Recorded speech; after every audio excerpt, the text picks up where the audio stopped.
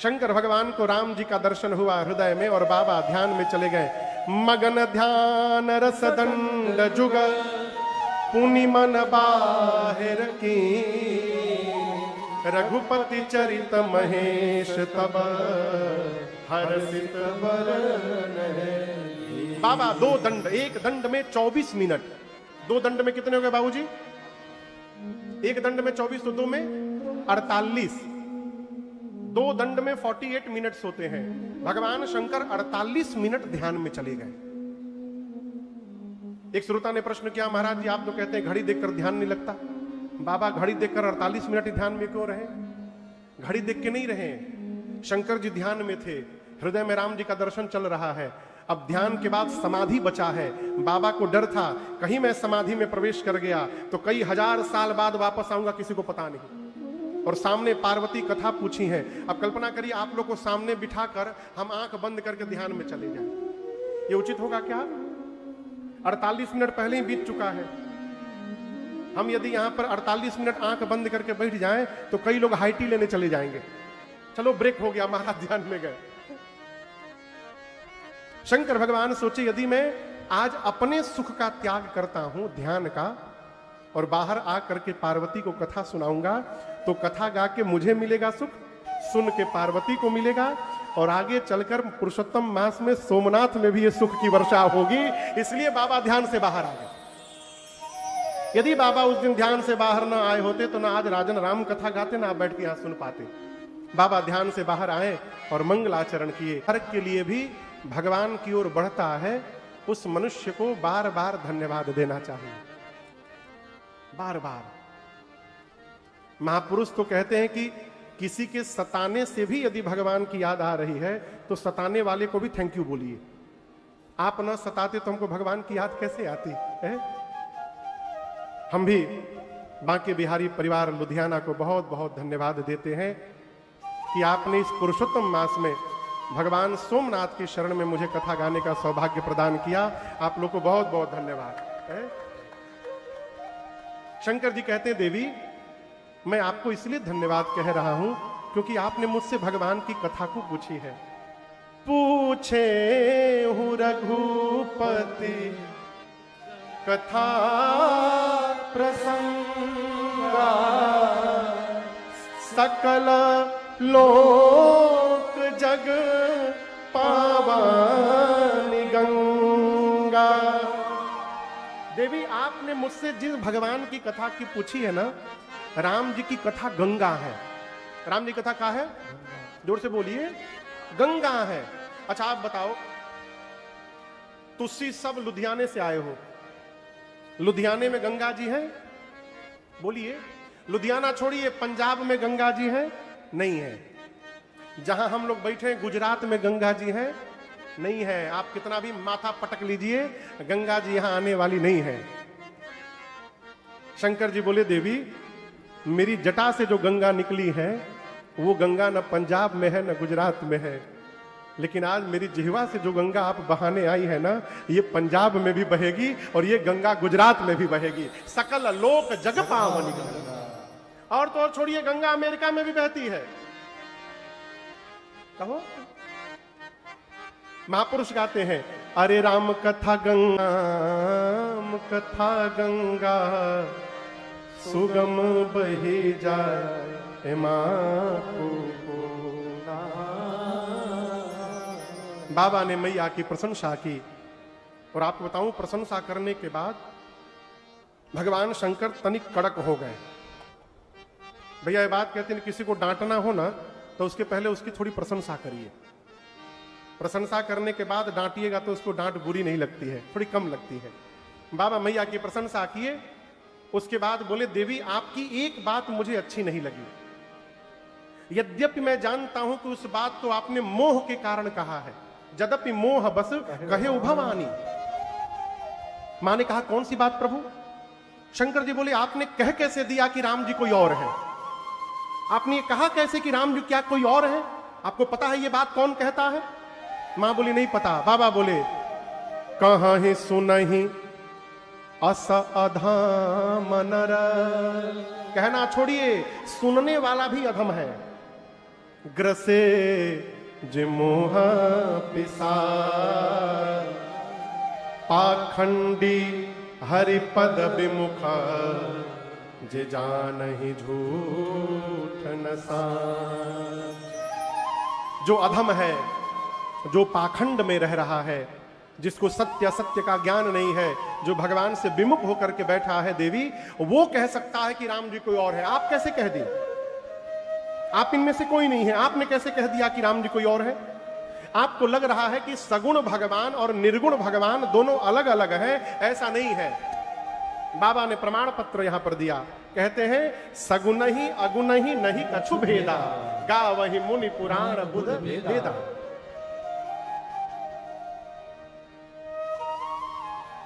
क्या है? गिलास है ना, इसके भीतर क्या है? पानी है। हाँ, और कुछ नहीं है, पानी है। इसमें पानी है।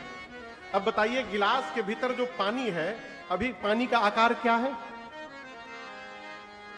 गिलास के भीतर है तो किस आकार में पानी है? गिलास में। यही गिलास का पानी यदि प्लेट में डाल दे तो क्या आकार हो जाएगा?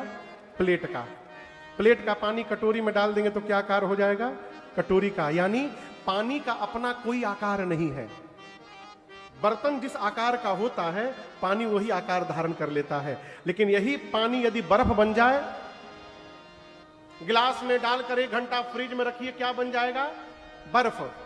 बर्फ का आकार कैसा है? गिलास जैसा। गिलास का बर्फ प्लेट में डालिएगा तो बर्फ प्लेट का आकार नहीं रहेगा, वो गिलास के ही आकार में रहेगा। पानी है तो कोई आकार नहीं है, बर्फ बन गया, आकार मिल गया। उसी प्रकार देवी, भगवान का अपना कोई आकार नहीं है। भगवान तो निराकार है। अच्छा, आपसे एक प्रश्न पूछ रहा हूं, क्या आपको ऐसा लगता है कि आप कभी भगवान से मिले हैं? क्या आप कभी भगवान से मिले हैं? आप लोग कौन कौन कभी भगवान से मिला है? सही में, सही में पूछ रहा हूं। देखिए, कोई हाथ नहीं उठा रहा है, लेकिन मैं आपको दावे के साथ कह सकता हूं कि एक बार नहीं, हम सभी लोग सैकड़ों बार भगवान से मिले होंगे। सैकड़ों बार। महाराज, हम पहचाने क्यों नहीं? क्योंकि हम इसलिए नहीं पहचान पाए, हम अपने दिमाग में एक कॉन्सेप्ट लेके घूम रहे हैं कि भगवान जो होंगे सोने का मुकुट पहने होंगे, भगवान जो होंगे पीतांबर वस्त्र धारण किए होंगे, भगवान हीरे मोती की माला पहने होंगे। इस रूप में यदि दिखाई पड़ेंगे तो हम मानेंगे भगवान है। इसके अलावा किसी रूप में आएंगे, हम पत्ता भी नहीं देंगे उनको। अब भगवान तो किसी रूप में भी जा सकते हैं। अनेकों बार भगवान हमारे आपके बगल से गुजरे होंगे, लेकिन हमारी उतनी दृष्टि ही नहीं है कि हम उनको पहचान पाए होंगे। इसलिए गोस्वामी जी कहते हैं, सी राम मैं सब जग जानी, करो प्रणाम जोरि जुग पानी। सबको प्रणाम करते रहिएगा तो उसी भ्रम में जिस दिन भगवान को प्रणाम कर लीजिएगा और भगवान का आशीर्वाद मिल गया हो तो कल्याण हो जाएगा। तो भगवान का अपना कोई आकार नहीं है, भगवान निराकार है। लेकिन भगवान के भक्त धरती पर जिस रूप में भगवान को देखने की कल्पना करते हैं, भगवान वही रूप धारण करके प्रकट हो जाते हैं। यही भगवान का निराकार से साकार होना है। हमारे एक बहुत पुराने भजन का अंतरा है, जिस रूप में जो चाहा दर्शन उसे मिला है, जिस रूप में जो चाहा दर्शन उसे मिला है।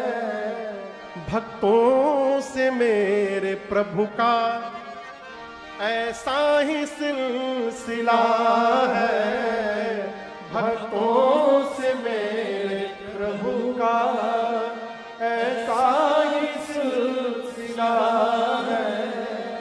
तट पर किसी को राही, तट पर किसी को राही, और किसी को मझधार में मिलेगा। लेकिन एक कंडीशन है, पाना है यदि प्रभु को तो बस प्यार में मिलेगा। पाना है यदि प्रभु। शंकर जी कहते हैं, वो भगवान निराकार से साकार कब होते हैं? केवल और केवल भक्त के प्रेम के कारण। भगत प्रेम बस सगुण होई। इसलिए प्रेम करिए। क्या करिए भगवान को? देखिए भगवान मंत्र से प्रसन्न नहीं होंगे। एक लोग हमको मिले, सुंदरकांड पढ़ रहे हैं 40 साल से। हम पूछे भैया कितने देर में सुंदरकांड पढ़ लेते हैं? बोले 15 मिनट। हमने क्या? बोले हाँ 15 मिनट में पूरा सुंदरकांड। हमने थोड़ा डेमो दिखाइए हमको। हाँ भाई हम भी तो देखे कैसे पढ़ते हैं आप। शुरू गए समझ किस लिए बोल रहे हैं? पढ़ दिए वो। का पढ़े ऊ जाने और हनुमान जी जाने। इस पढ़ने से कुछ होने वाला नहीं है। आप एक दोहा आधे घंटे में पढ़िए, लेकिन प्रेम से पढ़िए। कैसे पढ़े? हमें पाठ के प्रति हमारी श्रद्धा दर्शित होनी चाहिए। ये लगे कि हम प्रेम से पढ़ें, जबराई बैठा के नहीं पढ़ाया जा रहा है। भगवान केवल प्रेम से प्राप्त होंगे, दूसरा कोई उपाय नहीं है। इसलिए प्रेम करिए। कितना महाराज? जितना अपने को प्रेम करते हैं। एक चेला गया गुरु जी के पास, कहा गुरु जी हम भक्ति शुरू कैसे करें? गुरु जी बोले कितने लोग हो घर में? बोला 4 लोग हैं, पति पत्नी 2 बच्चे। हैप्पी बर्थडे कितने लोग का मनाते? बोला 4 लोग का गुरु जी। भोजन कितने लोग का बनता है? बोले 4 लोग का गुरु जी। गुरु जी बोले यदि तुम भक्ति प्रारंभ करना चाहते हो बेटा, और आज के बाद यदि कोई पूछे कि घर में कितने लोग हैं, तो 4 मत बताना, कहना 5 लोग हैं। बोला गुरु जी 5वां कौन? तो तुम्हारे घर के भगवान। तुम उनको मूर्ति मान के बैठे हो, इसलिए भक्ति प्रारंभ नहीं हो रही है। जिस दिन घर का फैमिली मेंबर मान लोगे, उसी दिन से तुम्हारी भक्ति प्रारंभ हो जाएगी। भगवान को प्रेम करिए। छोटा बच्चा यदि 2 घंटा दूध न पिए ना, तो मां बेचैन हो जाती है। 2 घंटा से कुछ खाया नहीं है, भूख लगी होगी। ये बेचैनी जिस दिन अपने घर के ठाकुर जी के लिए हो जाएगी, उसी दिन भगवान घर में प्रकट हो जाएंगे। प्रेम करिए केवल। शंकर जी बोले केवल और केवल भगत प्रेम बस सगुना सो। मां बोली क्या प्रभु हमारा प्रेम उनको पता चलेगा? शंकर जी बोले पता चलेगा। भगवान बिनु पद चल। भगवान को सब पता चलता है। वो बिना कान के सुनते हैं, बिना आंख के देखते हैं, बिना जिह्वा के सबसे बड़े वक्ता हैं, बिना मुख के भोजन लेते हैं, बिना नासिका के सुगंध लेते हैं, बिना शरीर सबको स्पर्श करते हैं। वेद जिनके बारे में ऐसा गाते हैं, मुनि लोग जिनका ध्यान करते हैं, वही परमपिता परमेश्वर दशरथ जी के आंगन में अवतार लेकर लीला कर रहे हैं, वही भगवान है। आप में से कोई काशी गया है? काशी काशी में कथा हुई है? अच्छा अभी नहीं हुई है। अच्छा चलिए कोई बात नहीं। आपको मैं बताऊं, पूरी धरती पर काशी की एक महिमा है। बाबा कहते हैं काशी मरत जंतु अवलोकी। शंकर जी ने मनुष्य नहीं कहा, क्या कहा? जंतु। जंतु समझते हैं? हाँ हाँ, जंतु मने, अरे बहुत भारी शब्द हम बोल दिए हैं का? बोलिए। जंतु मतलब जीव, कोई भी जीव। वो नाली का कीड़ा हो, मछली हो, कबूतर हो, कौआ हो, गधा हो, सुअर हो, कुत्ता हो। काशी के क्षेत्र में कोई भी जीव मर जाए, भगवान विश्वनाथ कहते हैं मरने के बाद उस जीव के कान में जाकर मैं राम जी का नाम लेकर के और उस जीव को आवागमन से मुक्त कर देता हूं। ये मेरा प्रण है। हमारे तरफ भैया पूर्वांचल में पहले के समय में जो वृद्ध हो जाते थे घर में, बुजुर्ग लोग, उनके बच्चे खटिया पर लेकर उनको काशी जाके रहते थे। महीना 2 महीना साल भर वहीं रहते थे। क्यों? हम चाहते थे कि पिताजी के प्राण काशी में निकले तो मुक्ति मिल जाएगी। मुक्ति जन्म मही जानी ज्ञान खानी अगहानी कर, जहां बस शंभु भवानी अस काशी से ही अकसना। तो शंकर जी कहते हैं उस जीव के कान में राम बोलकर मैं मुक्त करता हूं। लेकिन बाबा बोले मैं मुक्त नहीं करता हूं, राम जी का नाम मुक्त करता है। मेरे में कोई पावर नहीं है, सारा पावर किसमें है? राम नाम सत्य में है। अब बाबा तो कहते हैं कि एक बार बिना मन से जो राम जी का नाम ले ले, बिना मन से। बाबूजी समझ में आ रहा है? समझा रहा हूं। देखिए, एक लड़का था, वो कभी भगवान का नाम नहीं लेता था। उसके पिताजी बोले बेटा राम बोलो। बोला नहीं बोलूंगा। बोल दे बेटा, एक बार राम बोल दे। बोला नहीं बोलूंगा। पिताजी बोले बोलता है कि नहीं? बोल राम। नहीं बोलूंगा। बोल राम। नहीं बोलूंगा। बोल राम। बोला कुछ भी कर लो, राम नहीं बोलूंगा। बोला कि नहीं बोला? बोला ना, राम नहीं बोलूंगा। ये बोलने में भी राम बोला, बोला ना। शंकर जी कहते हैं इस प्रकार भी यदि कोई एक बार नाम ले ले तो उसके करोड़ों जन्म के पाप वहीं जरी के भस्म हो जाते हैं। ये राम जी के नाम की महिमा है। जन्म अनेक रचित अघ, लेकिन इसमें एक बात मैं आप अपनी ओर से कहना चाहता हूं, कौन सा पाप भस्म होगा ये जानने का विषय है। भैया एक बार कलकत्ता में हमारे गंगा जी बहती हैं, उस समय मैं कथा नहीं गाता था, गंगा स्नान करने गया मैं, तो मेरे सामने एक भाई साहब नहा रहे थे, वो गंगा जी में डुबकी लगा के बाहर निकले, अब बोले सारा बैलेंस जीरो,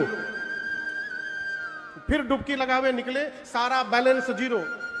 मैं सोचू पानी के भीतर कौन सा बैलेंस जीरो हो रहा है, तो नहीं रहा गया। तो हम पूछे भाई साहब ये क्या सारा बैलेंस जीरो? बोले देखो, वो बुजुर्ग थे, साल भर पाप जो किया हूं, गंगा जी में नहाया, सारा बैलेंस जीरो, अब एक साल फिर नया पाप करूंगा, अगले साल आके फिर डुबकी लगाऊंगा। हम सुने तो बड़ा बढ़िया फॉर्मूला है वो, साल भर पाप करो जाके डुबकी लगा लो गंगा जी में।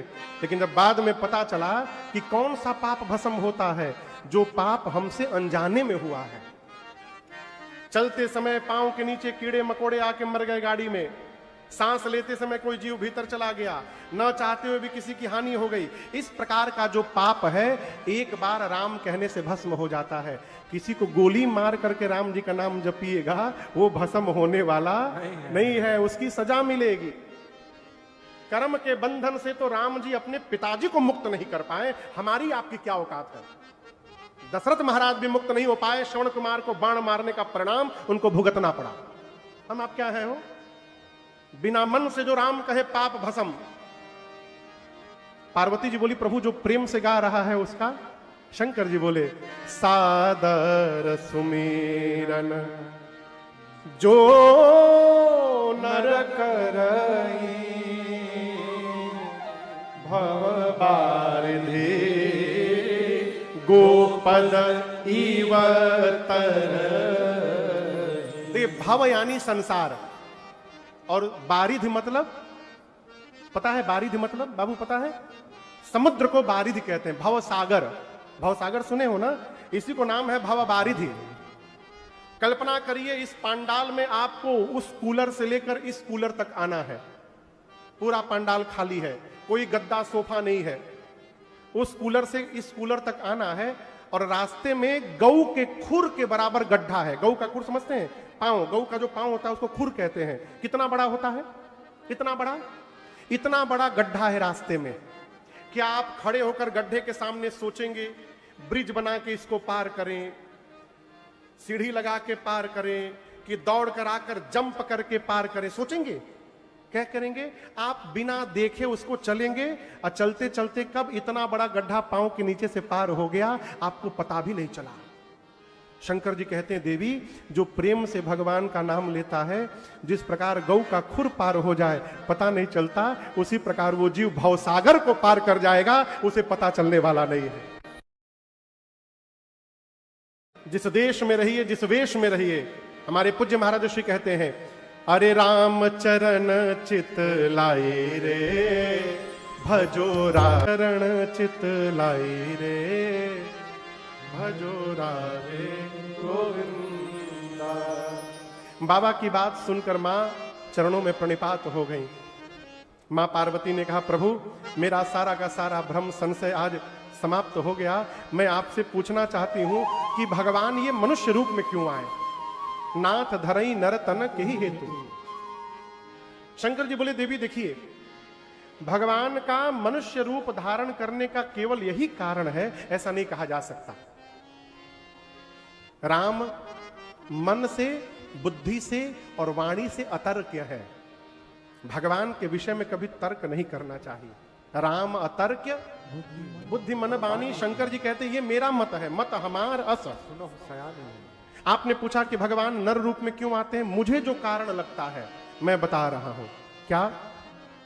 जब जब होई धर्म के हानि, बढ़हि असुर अधम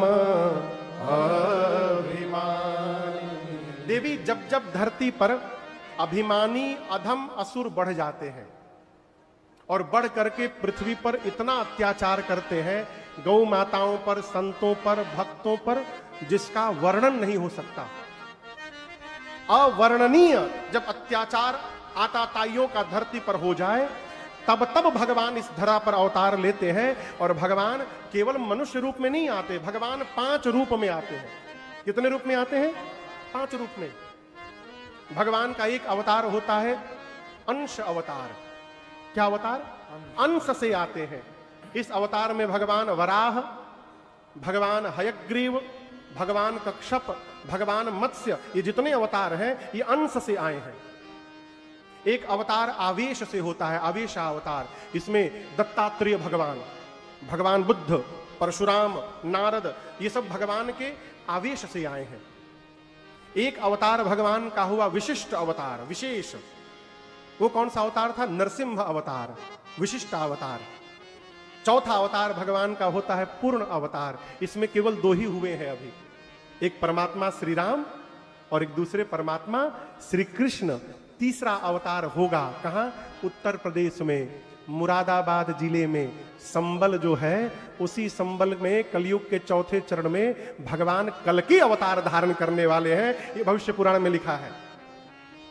और 5वां अवतार भगवान का महापुरुषा अवतार। धरती पर जितने आचार्य चरण हैं, जितने महापुरुष हैं, ये सब भगवान के अवतार हैं। भगवान इसी विविध रूप में आते हैं और आकर सज्जनों की पीड़ा का हरण करते हैं। राम जी के जन्म के अनेक कारण हैं। भैया जैसा बता रहे थे प्रारंभ में, राम जन्म के हेतु अनेका, परम विचित्र, एक ते एका। लेकिन अनेक कारणों में से जन्म एक दुई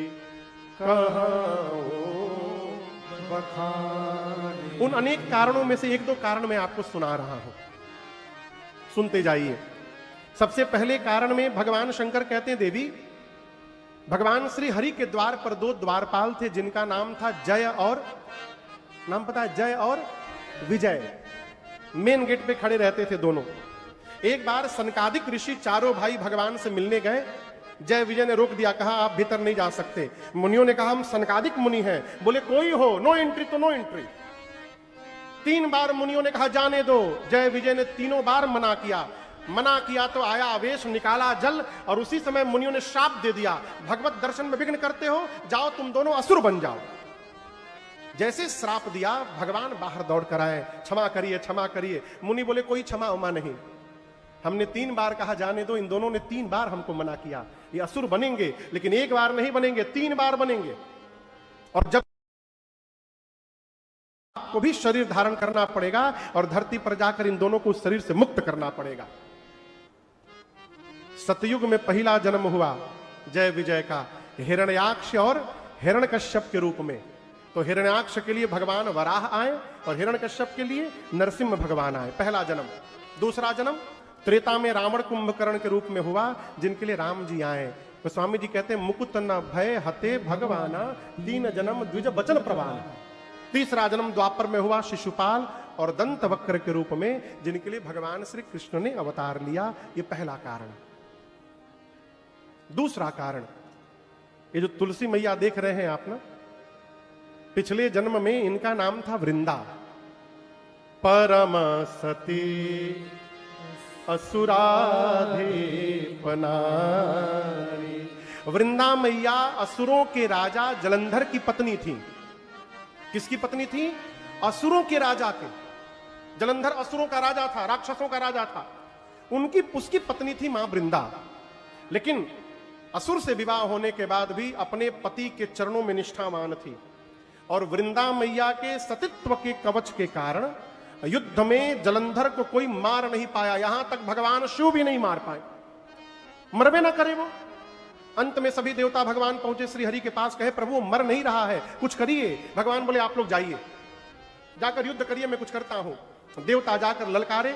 जलंधर जब युद्ध करने के लिए घर से चला ना, वहां वृंदा ने पांव पकड़ लिया, कहा प्रभु आपकी कुशलता के लिए मैं पूजन में बैठने जा रही हूं, और जब तक मैं वहां बैठी रहूंगी आपका कोई बाल बांका नहीं कर पाएगा। जलंधर गया युद्ध करने देवताओं से, वृंदा मैया पूजन में बैठ गई। और थोड़ी देर बाद भगवान श्री हरि जलंधर का रूप धारण करके वृंदा मैया के आगे चले गए।